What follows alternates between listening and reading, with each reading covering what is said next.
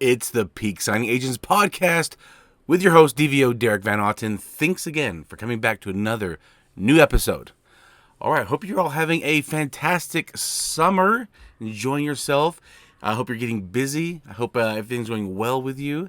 I want to talk on this episode about my early beginnings and maybe some of the success the success I had when I first started off that's led me to the success that I'm having now. Because reason for this episode, this topic, is I've hired a few notaries that I just feel like they didn't have a lot of experience, or they have had some experience but still just feel a little short of being a peak signing agent, in my opinion. So I thought, you know what, maybe I'll share with everybody what I did when I first started. And whether you've been doing this for a year or two, I'm sure I'll give you some tips here that I think will help you become a peak signing agent, things you maybe haven't thought of. And if you've got some tips for me that helps you in your beginnings, please share with me, reach out to me, find me on social media at Peak Signing is where you'll be able to find me on all social media platforms. And when I release this episode, comment, hey, this is what helped me out. I would love to know what you're doing. Even if you're brand new, you've only been doing this for 2 weeks, you've had some great success already, share with me those tips. I'd love to know about them. All right, so I got my notes up here so I don't forget anything. But I'm going to go into it. I'm going to talk about what I felt helped me gain success early off in my career as a signing agent that is now paying off for me today, and it's been totally worth it. One thing that I felt like right away was I was willing to invest in myself and in my business. And what I mean by that is I bought a printer, bought a scanner. I didn't buy the scanner right away. I didn't know about scan backs when I first started. But when I was seeing scans and coming back home and my scanner wasn't the best scanner, within a couple months I was like, okay, I need to invest in a good scanner. So a printer, a dual tray laser printer for letter and legal size paper, a standalone scanner, because a standalone scanner is going to be much faster scanning. And if you're busy, you know the importance of having a fast scanner. And if you haven't used one and then you switch later, you'll also know what I'm talking about. It's so worth it to have a standalone scanner.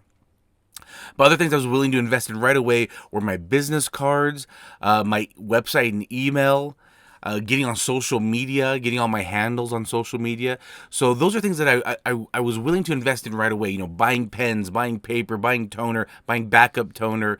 I was willing to invest in all of this right away because, when I was pricing it out, I was like, gosh, this is only $1,000, $1,500. And then a little bit later on, I bought a course.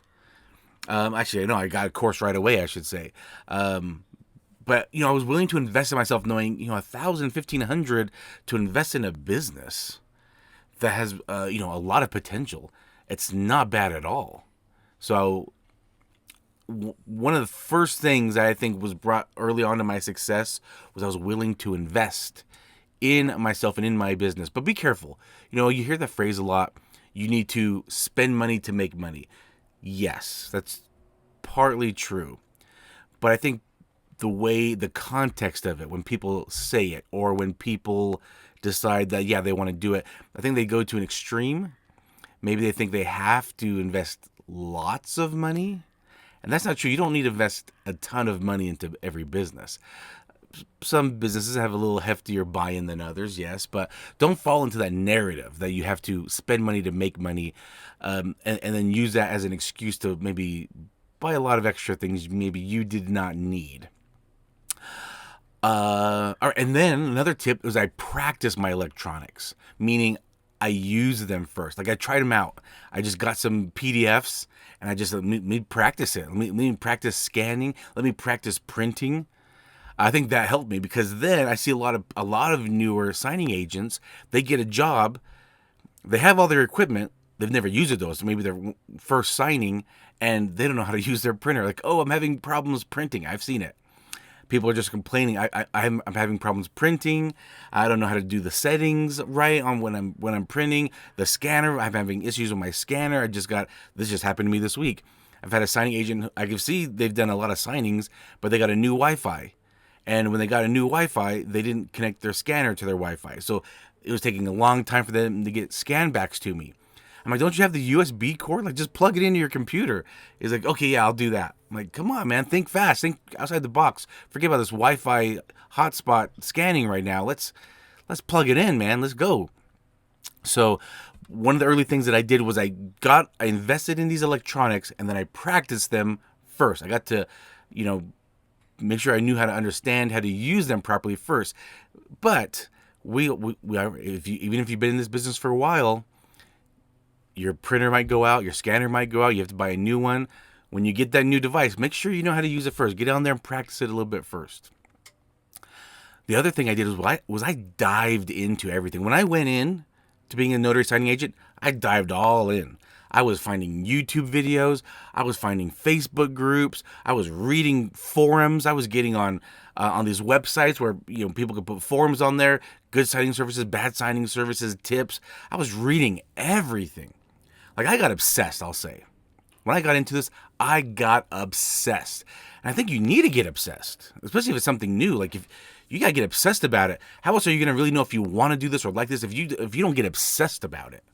Get obsessed about it. That's okay. I mean, don't get obsessed in an unhealthy way where all you do is talk about is notary work and signing agent work. No one's going to want to talk to you. Don't get obsessed in that capacity, but get obsessed where you want to learn everything you can. That's one thing that I did, and I think that brought me a lot of success early on, was I was just willing to dive all in, just get all the information that I could, absorb as much as I could, watch as many YouTube videos as I could. I was reading as much as I could, like I said, on forums. I was even showing my wife some YouTube videos, and just showing her, like, look at this, like, this is crazy to me. Like, I didn't know about this, and she goes, okay.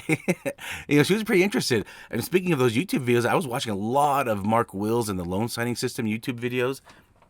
That helped me a ton. Especially one of his videos where when he showed like a day in the life of, and he showed how he was going to his escrow offices, picking up documents, going off and doing signings, dropping off documents, and he was adding it up. Like, this is how much I made from these signings today.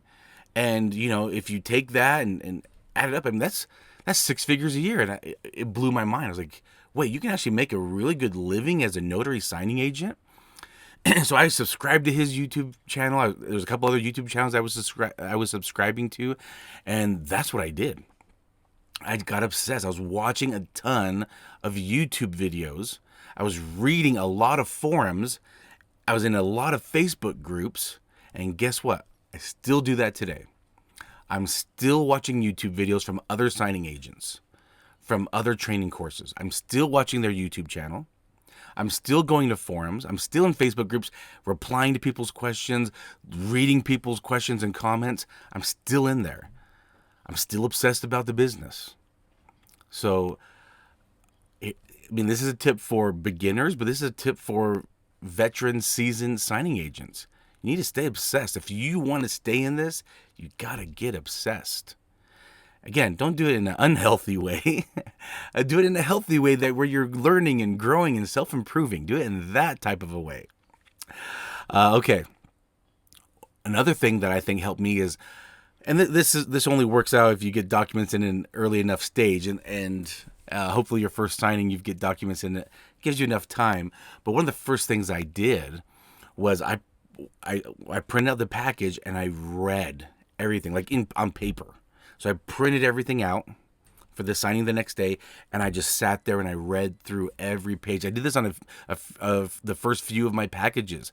The very first signing I did put like little sticky sign here reminders, those little sticky things. I got those from Dollar Tree. I got a lot of my supplies at Dollar Tree too, by the way, when I first started. My pens, paper clips, binders, clips, a lot of different things. I got those at Dollar Tree. So I saved a ton of money there too. Again, you have to spend money to make money, but you don't have to go extreme, right? Like, if you want to spend money to make money, you can go to Dollar Tree and buy your supplies there. You're spending money, just not an absorbent amount of money.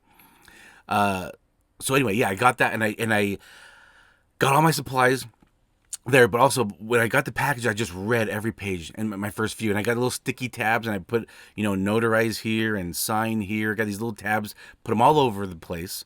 And I did that on my very first signing, never did it again, because after that, most of my signings didn't come in an early enough time for me to mark a lot of them a lot of times, so I didn't have time to do all that. But I felt it was very time consuming to mark all those pages. So I did it on my very first signing, never did it again, which I think was a good choice for me because it helped me read and know where to look on all the documents. Because, as you'll understand, most mortgage documents are very uniform. Like, they're the same documents. And so I didn't have that band-aid of looking for little sticky notes. That helped me on my first one. Didn't really need it after that. I mean, I could have used it, but I didn't have time to do it. And that's okay. I think it made me better because of it, actually. So, that's fine with me. But anyway, I read through every package. I read the deed, right? The deed of trust. Because the reason why I wanted to read it, because I knew I didn't want to spend hours at the signing. Like, I remember when I bought my house, it seemed like I was there for a long time. And I remember seeing other closings, and it just felt like it took a long time. But I knew if I understood these right, I can give quick explanations and get in and out faster. I didn't want to be there forever. Like, I didn't want to be there an hour. I'm sure the signer doesn't want to be there an hour. Like, how can I make this a more pleasurable experience? How can I make this faster? And so that's one thing I did. I read through the entire mortgage. I understood the deed, errors and omissions compliance. Like, I didn't know about, like, I knew from some of the courses what some of the documents meant. Like, I knew what the note had. Like, I knew what information was in the note or the deed of trust, but I didn't know how to explain it properly so that I could go through it faster. Because I didn't want to give every little detail, which was what I was doing in the very beginning.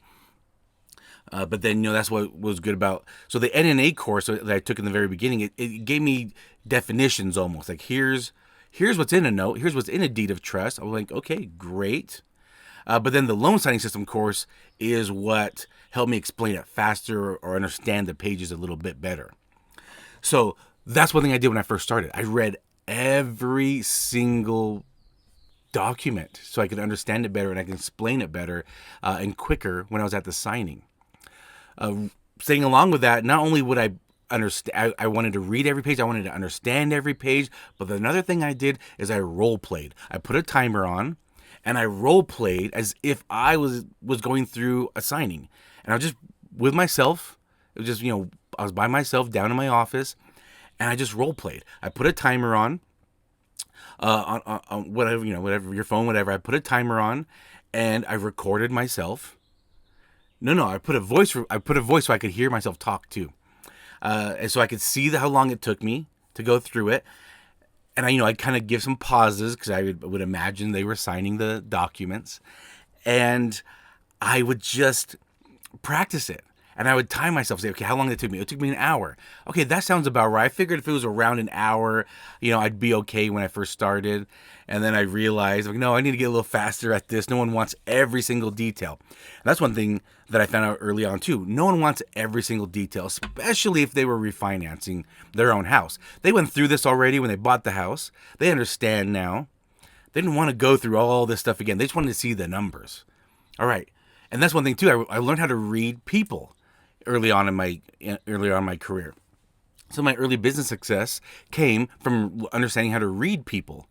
I could tell when they were like itching for the next document. Okay, I'm talking too much, right? I learned how to read people. Okay, I'm talking too much. I need to stop talking and let them sign. But again, as a professional, I always have to make sure that they understand what they're signing as a notary public, especially on the pages that I'm notarizing. I have to make sure they understand what they're signing. So I just learned early on how to give like 1-sentence explanations of each page, real quick, and it's worked out for me because now my average signing is maybe 25 minutes. That's my average signing for anything. On average, it takes me about 25 minutes to do a signing. But when I first started, it took me about an hour in the very beginning. But I knew I needed to shave that down. Like when I was done, I felt like I did a good job. I explained every page. They signed every page. I felt like I did a really good job. And, but then I would always kind of think, but it kind of went a little long. Like it was a little long. Maybe they didn't want me there that long. When I was in the car, driving home, getting done, I was like, maybe they didn't want me there that long. Another thing that I think helped me early on my success was as soon as I was done, with the signing, I well, okay, I was double checking as we were signing and then triple checking when we were done. So let me break that down again. I got the documents, I printed them out, and I went through every page in the very beginning. And I would fill out some things. In my state, I'm allowed. Like, I can put my venue. So if it was like state of blank, county of blank, I could write in the blanks. On this blank day of this blank month, in this blank year, I could pre-fill that all that out. My commission expires on, I could fill all that out. The only thing I can't do beforehand is sign and stamp. So I would pre-fill that out. But basically, I'm kind of going through the documents. I'm reading every page, pre-filling everything out. I get to the signing. I'm explaining what the pages they're signing. I'm watching them sign the document. They hand it back to me. A lot of times, they're to the side of me or they're in front of me, so the documents are upside down. And so, I could see them sign it, and I would, as they hand the page to me, I would look again. I would kind of double check and place the document down. And I would continue doing that process. Explain the page, they would sign, they'd hand the page back, I would look at it, kind of double check it, put it down. When we were done with the whole signing, then I would triple check the whole package again. And that's something I don't do anymore. I mean, as they sign, they hand me the page, I look at it, but I don't go through again and double and triple check. I don't do that anymore because I have a system. And that's helped me out a lot. It also makes things go a little bit faster. And I make a mistake once every few months. It's very rare I make a mistake, and it's usually because we were talking and I just a lapse of judgment. But anyway, that's what helped me as well. I would triple check everything when I was done. Make sure I didn't make any mistakes. I wanted to make sure that I returned the documents flawlessly, 0 mistakes. That was very important to me. So that's another thing I did. Let's see. Oh, as soon as I was done, I let the signing service, the title company, whoever hired me, I let them know right away. And I hope you follow me on social media, again, at Peak Signing. But I just did a little video skit on this, a little reel on this. One of my biggest pet peeves as a signing service owner is never getting a completion update for hours. We know how long it takes for a signing. 30, 45, 60 minutes. Right? That's pretty common, I think. 30, 45, 60 minutes. Depends how much experience you have, the issues with the signing, but we understand how long it takes. A lot of notaries, they don't update us. They do the signing, they start driving home, maybe they stop somewhere on the way, maybe they do another signing. Then they do the scan backs, and then they give us the completion update. One of my biggest pet peeves, because I feel my client is just waiting on an update. Because again, they know how long it takes to do a signing. It doesn't take that long if there's no issues. It's my biggest pet peeve. Why would you leave your hiring company just hanging? Don't leave them hanging. Let them know when you're done. It just baffles me. And I had a prediction one time. I did another episode where I talked about this, and I just said, in case you didn't know, like for example in signing order or SnapDocs, whatever, you can put your completion update and then upload scans. And someone commented on my YouTube channel on that when they said, I had no idea. I thought I had to upload scans and do the completion at the same time. Yes, there are some platforms that are like that. I do understand. But most are not like that. So, if you didn't know, I want you to know. You can do a completion update, then go do your scans and upload scans still. It doesn't close out the order or you can never open it again. Yes, there are some platforms that are like that. They are very rare, though. Most of them are not like that, though. So, my tip to you, one thing that I did early on my success, I believe, was give updates right away. Not just updates like we're finished. It was very detailed updates. Okay, we just finished signing. They already wired their money, or they said they're going to wire their money today. I attached a cashier's check. Yeah, these are just things I would write in there, so that it was just detailed completion update. What happened? What where it happened. We did the wire, or they wired already, or they e-signed if it's like a hybrid. They already did the e-signature beforehand. Like I just gave an update of what happened. I'll have scans within the next hour. I'll have scans shortly. Like when I have my mobile office. Hey, I'll give you scans in just a few minutes. Like these are things I gave updates on. I'm on my way to FedEx now. I'm on my way to UPS now. I just gave detailed explanation on my completion update. And I think they were very appreciative of that. Not only were they appreciative that I gave a very thorough completion update, but then they got the documents returned flawlessly. Right? No mistakes on the documents. I think the combination of all these things is what brought on my early success. And that's why I want to share these tips with you guys. I think they'll help you. So that's one thing I did. When I did my completion update, I did it right away. Like the moment I was walking out their door and walking towards my vehicle, I was logging in and I was doing the completion update. So by the time I got in my car and got my car started, they knew when we were done. They knew it took me 30, 40, 50 minutes to be done with the whole signing. They knew. And they knew I'd have scans within the hour. I'd say that. Because why? I'd get if I did a completion update, sometimes I'd get a response. How soon can we expect scans? Like, oh, within 30 minutes or an hour. So I figured when I got a few of those, they're probably wondering. So I started including that in my completion update. So if you start getting questions, the same questions, maybe that's a good thing to include in your completion. So when I got a few of those questions, hey, how soon can we expect scans? I just started including that in my completion update. You'll have scans in the next hour, in the next 30 minutes. That's what I would write. And I get very thorough and I said, thank you so much. Everything went well. Or any issues that came up.